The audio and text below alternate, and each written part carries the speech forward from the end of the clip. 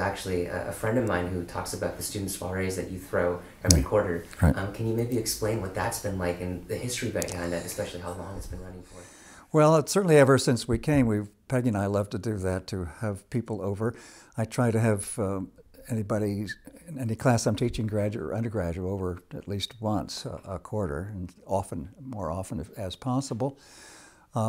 Music parties, I do a lot of music, and we have parties in which we have a great party for the end of winter party to chase away the winter blues and so on, singing Beatles songs and old folk tales and songs and so on. So that we fill the living room up that way with friends in Hyde Park and students, and just a sense of community of being able to get together and celebrate. So the house we're lucky to have this house. It's a big house, and we just right from the start felt we could do that kind of entertaining here and get to know people better that way. We do a lot of music here too. That's very useful for that. We're sitting in the room, in fact, where we play a lot of string quartets, and Hyde Park's a wonderful place for that. There are lots of good players around.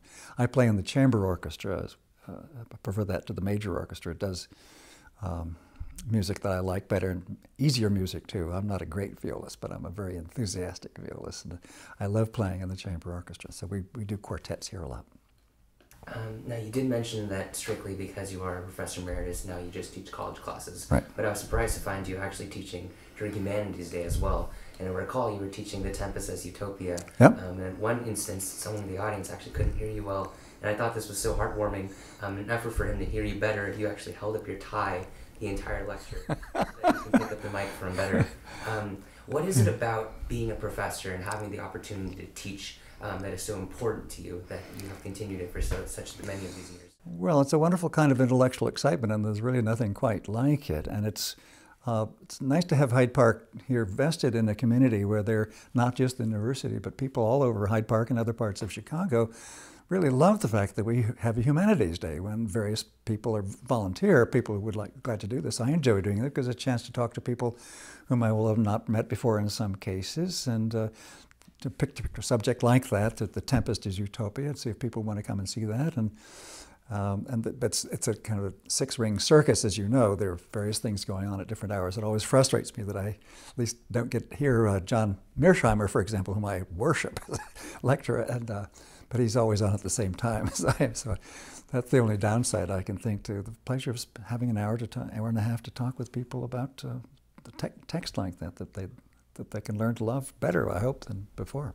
When I'm not doing Shakespeare and Renaissance drama or the ancient classical plays or Tom Stoppard, I'm playing Mozart and Brahms. There's and reading essays and listening to brilliant lectures by the likes of Jeff Stone, talking to students. It's hard to imagine. Now, there's lots of frustrations that go with them. It's always true. With ideal life, it seems so, one gets so caught up in endless amount of work that has to be done. But on the whole, it's just an amazing benefit, a gift, to be able to spend one's life in the presence of, I think the way I think about it, the presence of minds who are so incomparably greater than my own. To be able to sit at in awe at the feet of Tolstoy, right? And I've never taught War and Peace or Anna Karenina, but I've read them a number of times, and I think about this, and I bring them into conversations in class, I guess, occasionally. But there's so many, you know. They're just that's one reason I was so attracted to the 19th century novel. I mean, Dickens and Jane Austen, and you can't beat any of that. It's just perfectly incredible. And though, you know, part of my job is to go to see plays. Well, gosh, what a sad thing to have to do. In fact, I'm always very disappointed that more of my colleagues don't do this. Actually, quite often I will go to see a show over at UT and so on and love it. I know if it's really good, I'll try to talk it up and get a few people to come who might not would have come otherwise. But give yourself a break. Come see Love's Labour's Lost being done in the Social Sciences Courtyard, you know, this next week. That's a pretty wonderful way to spend one's time. And talking with students about this, one nice thing about the Dean's Men, the group that's doing Shakespeare, one a quarter, including Love's Labor's Lost coming up next week. But they've hit on the idea of coming over here to this living room once a quarter when they're getting into rehearsal, just to have a session, to sort of brainstorming session about the play. We did that with Love's Labor's Lost, but we did earlier with Henry V, and it's no requirement. It wasn't my idea.